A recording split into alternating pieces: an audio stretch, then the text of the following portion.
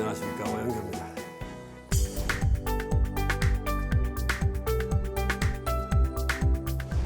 지난 시간에는 바로 혁신의 현장에 있어서 성과 중심 경영에 있어서 중요한 그 건수 외형 중심의 경영, 그리고 원가 효율 개념이 취약하다 하는 내용을 가지고 말씀을 드렸습니다.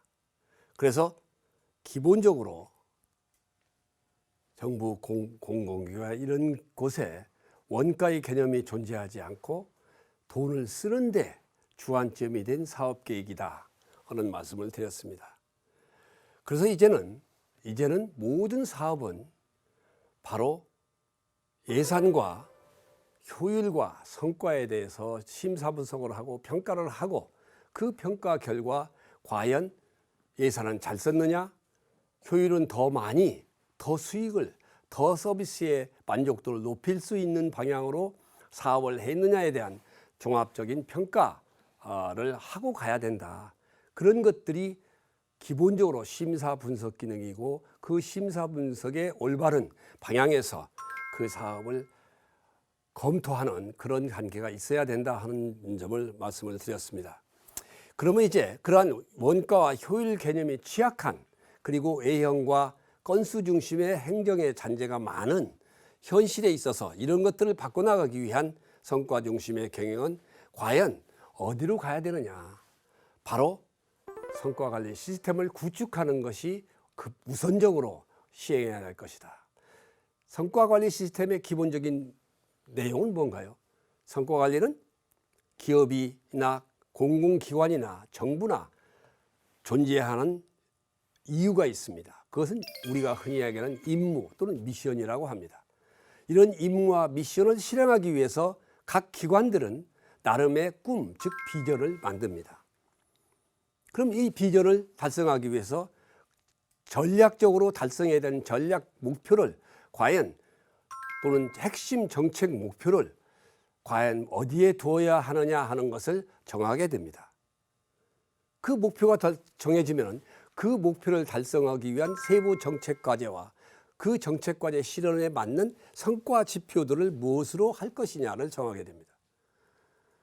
그러면 이 성과 지표와 이게 정해되면, 성과 지표가 설계가 다 끝나면 성과 지표별로 목표를 부여하게 되고, 이 목표의 총 합계가 그 조직의 전체적인 총괄 목표가 됩니다.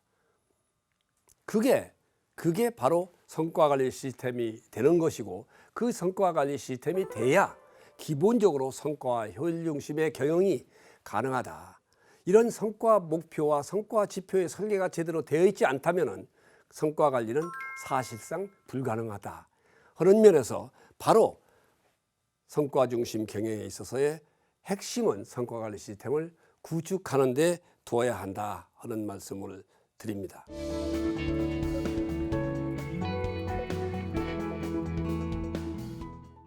제가 코트라에 있을 때 코트라의 성과 목표를 만드는 예를 가지고 그 만드는 과정을 설명드릴까 합니다. 아까 말씀드린 대로 각 기관이 존재하는 이유, 즉 미션 또는 임무가 있습니다. 코트라는 뭔가요? 수출과 투자 유치입니다. 즉 중소기업의 수출을 촉진하기 위해서, 그리고 외국 기업들이 국내에 투자를 하게 하기 위해서 코트라가 설립된 겁니다. 그래서 코트라의 우리나라 명칭은, 법에 있는 명칭은 무역투자진흥기관입니다. 무역투자공사입니다. 즉 무역과 투자를 하는 공사입니다. 진흥기관입니다. 그래서 이런 무역투자에 관련된 두 기능을 위해서 존재하는 것이고, 그래서 비전은 바로 가치를, 그때 당시에 만들었던 비전은 가치를 창출하는 세계 최고의 무역투자 전문기관이다. 그러니까 가치를 창출하는 기업의 가치, 시장 가치를 창출해 주기 위해서 세계 최고의 인류의 무역과 투자의 전문기관이라는 겁니다. 그러면 왜 세계 최고가 됩니까? 수출을 지원하기 위해서는 바로 일본에 수출하기 위해서는 일본의 무역투자진흥기관, 미국의 무역투자진흥기관, 다른 나라의 무역투자진흥기관과 간에 경쟁을 해야 됩니다. 일본의 무역투자진흥기관이 제트로입니다. 한국의 무역투자진흥기관 코트라입니다.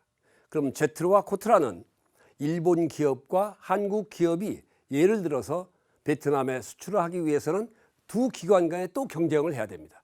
기업 간 경쟁이 있고 기업 간 경쟁을 지원하고 있는 두 기관 간에 선점을 하기 위해서 정보의 전쟁, 시장의 전쟁, 고객 확보의 전쟁을 해야 됩니다.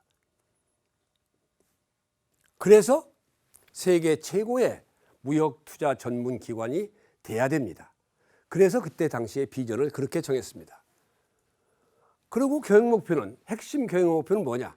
수출 증가세를 지속시키는 게, 수출 증가를 시키는 거 하나하고 바로 투자 유치를 늘려줘야 되겠다 하는 두 가지 아주 단순한 목표입니다. 이 두 가지 목표가 핵심 목표인 겁니다. 그리고 코트라의 존재 이유를 반영하는 목표가 됩니다. 그럼 이 경영 목표인 수출 증가와 투자 유치의 목표를 달성하기 위해서 바로 이 관점별로 4개 BSC 관점이 성과와 고객과 프로세스와 성장인데, 이 4개 관점별로 바로 전략과제를 만드는 겁니다. 전략과제는 첫 번째 바로 수출 마케팅 활성화입니다. 이건 왜 그러냐? 바로 수출을 늘려나가기 위해서는 국가 수출 목표 달성도를 얼마만큼 달성해 줘야 돼요, 코트라가. 그 다음에 신규 수출 창출해가 새로운 수출을 얼마만큼 새로 만들어 갈 거냐. 기존에 수출하는 기업들이 수출을 늘려나가지만은 더 수출을 더 늘리기 위해서는 새로운 수출을 창출해 줘야만이 수출 증가가 유지가 됩니다. 그래서 바로 수출에 관련된 이 수출 증가세를 유지하기 위해서 수출에 관련된 것을 국가 수출 목표 달성도를 얼만큼 해주는 거냐, 신규 수출을 얼마나 늘려나가는 거냐를 바로 핵심 지표로 생각하고, 그것을 위한 과제는 마케팅 활성화와 중소기업 수출 지원 기반을 확충하는 것을 통해서 이걸 달성하겠다 하는 겁니다. 그게 이제 바로 성과 목표를, 성과 관리 중심의 코트라의 경영을, 성과 지표를 설계하는 내용의 하나입니다. 그 다음에 투자 유치는 어떻게 내요? 투자 유치는 여기도 마찬가지로 국가 투자 목표 달성도가 있고 유망 잠재 투자가를 해외에 있는 우리나라에 투자할 가능성이 있는 기업들을 찾아내는 겁니다. 그게 돼야 투자 유치가 가능하죠. 다음에 그래서 요 두 가지를 위해서 투자 유치 활동을 활성화하고, 또 투자 환경 홍보와 고충 처리, 외국인이 투자할 때 어려움이 뭔가를 찾아서 사전에 해결해 줌으로 인해서 바로 잠재 투자가들이 투자를 하게 만들어주는 역할을 해주는 겁니다. 이게 이제 바로 성과에 있어서 투자에 관련된 전략 과제이고, 투자에 관련된 전략 과제 실현을 위한 KPI 성과 지표의 핵심 내용입니다. 그 다음에 성과를 더 내기 위해서는 어떻게 해야 되나요? 코트라의 경영을 효율화해야 중소기업의 수출을 지원하는데 하나의 노력을 해서 얻는 효과가 하나가 아니라 하나의 노력을 해서 두 개의 효과를 낼 수 있는 효율적 경영 시스템을 만들어줘야 되겠고, 그것이 바로 경영의 효율성 확보입니다. 그래서 그걸 통해서 수익 목표 달성도를 얼마만큼 늘려나갈 거냐 하는 것이 바로 이 성과에 관련된 성과 지표의 설계의 핵심 내용이 됩니다. 고객은 어떻게 되나요? 이건 고객의 체감 만족도를 높여야 되고, 그것은 고객 만족도를 얼마나 내느냐, 또 고객을 창출을 실질적으로 얼마만큼 새로운 고객을 만들어 가느냐. 기존에 있는 고객의 만족도를 높이는 것도 매우 중요하지만은, 다시 해외에 수출을 위해서 코트라를 이용하고자 하는 새로운 고객을 국내에서 국내 시장에서만 안주하고 있던 기업을 해외 시장으로 돌려서 수출 기업화하는 기업들을 찾아내는 것, 그게 고객의 창출이거든요. 그런 기업들을 하나하나 자꾸 늘려줘야 우리나라의 수출이 하나라도 더 늘어나는 겁니다. 그래서 이런 것들, 즉 고객을 얼마만큼 발굴해서 수출 기업으로 만드느냐 하는 고객 창출 실적, 이런 것들을 합쳐서 고객에 대한 평가로 들어갑니다. 프로세스는 투자 유치 활동이나 자율 책임 경영에 관련된 업무 처리 내용, 얼마나 일하는 방식을 혁신적으로 바꿔주느냐 하는 것을 중심으로 해서 바로 프로세스 개선을 또 합니다. 성장은 인적 자원으로서 자기의 개발과 자기의 능력 향상을 위한 학습과 정보 시스템 이런 것들을 통합적으로 만들어서 합니다. 그래서 이제 기관은 어느 기관이든지 간에 바로 임무와 미션이 존재하게 되고 그 임무와 미션은 거의 정관이나 법에 의해서 정의가 됩니다. 그러면 코트라의 미션, 임무는 제가 앞서 말씀드린 대로 수출 증진과 투자 유치입니다. 바로 중소기업을 대상으로. 이제 그게 되면은 바로 그것을 실현하기 위한 비전을 만들어야 되고 그 비전을 실현하기 위한 목표를 핵심 전략 목표 또는 경영 목표, 중장기 목표를 만들게 됩니다. 그것이 바로 여기서 단순화했던 수출 증가하고 투자 유치입니다.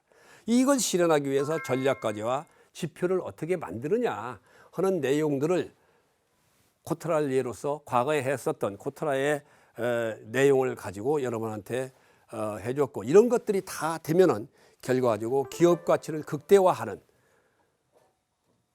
그런 기관이 될 수 있다. 그런 차원에서 하나의 그 예를 가지고 그 성과지표에 대한 내용을 말씀을 드렸습니다. 그러면 이제 성과지표 앞서 제가 말씀드렸듯이 이러한 수출과 관련된 성과 핵심 KPI를 가지고 성과지표를 만들어 가는데 이런 것들을 구성 잘 해놓으면은 이제 성과지표의 체계가 설계가 되는 겁니다. 그 설계된 결과가 옆에 나와 있는 대로 성과와 고객과 프로세스, 성장을 중심으로 한 4개 관점별로 성과지표를 하게 되고 이 성과지표는 앞서 말씀드렸대로 사업목표 달성도, 수익, 수출, 투자 유치라는 그 분야로 구체적인 지표가 나오고 구체적인 지표에 대한 목표가 나오게 됩니다. 여기서는 목표가 지금 제시가 안 되어 있습니다만 이 가운데 숫자는 바로 이 40%의 가중치 웨이트에 대한 비중이고 여기에 대한 목표가 설정이 되면 이 목표에 대한 실적은 여기 나와 있는 실적대로 이제 매년 들어가게 됩니다. 이게 바로 성과지표의 설계가 된 것이고 이 성과지표에 의해서 성과관리가 이루어지게 됩니다.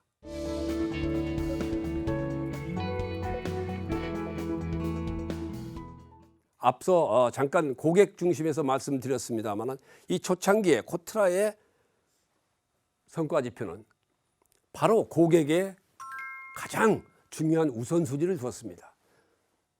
전체 비중 중에서 48%를 고객 비중으로 채워졌습니다.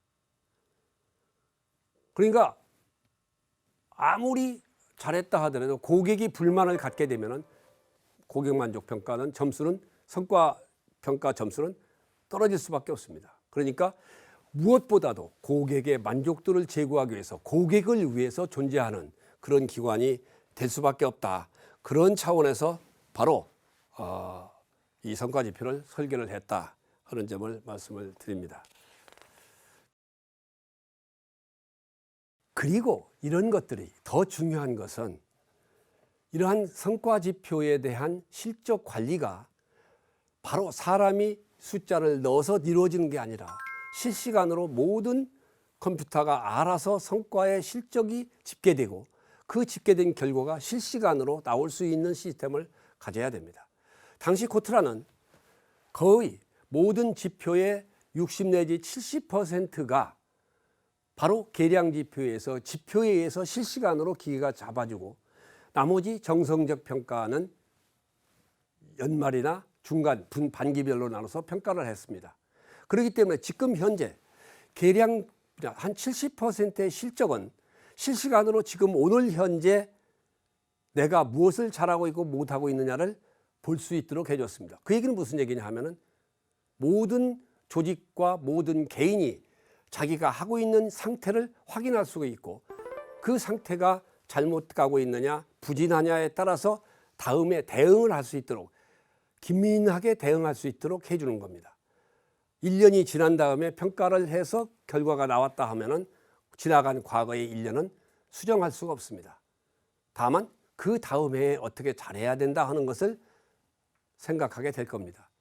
그러나 이 실시간 평가를 하게 되면은 바로 그 시점에서 확인을 하고 그 시점에 확인해서 부족한 부분이 무언가를 확인하고 거기에서 대응 과제를 대응함으로 인해서 각 조직 간 개인 간의 선의의 경쟁이 지속적으로 이루어질 수 있도록 만들어준다 하는 것이 이 성과 평가하고 실시간 평가 시스템입니다.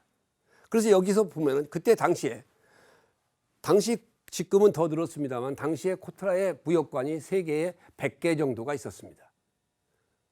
그럼 지금 현재 시점에서 그때 어느 시점에서 오늘 현재의 각 무역관의 성적을 쭉 이렇게 나오게 됩니다. 1등이 서울 상파울로 무역관.